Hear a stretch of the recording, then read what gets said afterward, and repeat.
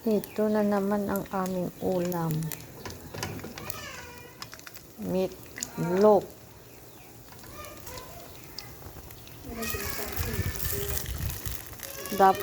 Gusto ko yung yung embutido.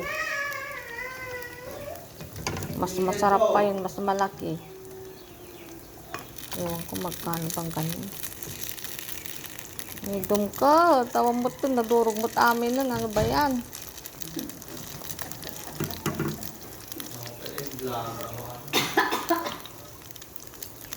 Oh, wala nang natira. Ano ba yan? Pakuluton kami na sabi mo. Mandiping Oh.